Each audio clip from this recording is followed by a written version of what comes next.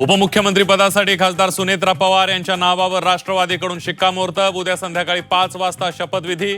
सुनेत्रा पवारांना उत्पादन शुल्क आणि क्रीडा खातं मिळणार। शरद पवारांच्या पक्षाकडून विलीनीकरणावर जोर, तर राष्ट्रवादीचे नेते उपमुख्यमंत्री पदासाठी आग्रही। आधी शपथविधी, नंतर विलीनीकरणाचं बघू, मंत्री छगन भुजबळ यांची प्रतिक्रिया।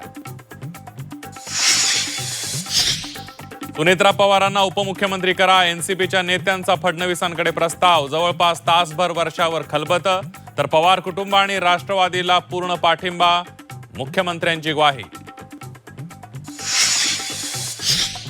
राष्ट्रवादी एकत्रीकरणाबाबत अजित पवारांनी 14 निर्णायक बैठका घेतल्याची माहिती। मंगळवारच्या बैठकीत एकत्र येण्यावर सहमती झाल्याची ही सूत्रांची माहिती।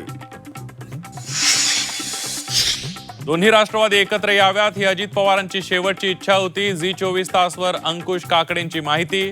12 डिसेंबरला दोन्ही राष्ट्रवादी एकत्र येणार होत्या। दादांच्या वक्तव्याचा दाखला देत काकडेंचं विधान। बारामती एअरपोर्टवर रडार तसंच एटीसीची यंत्रणा नसल्याचा संजय राऊतांचा दावा।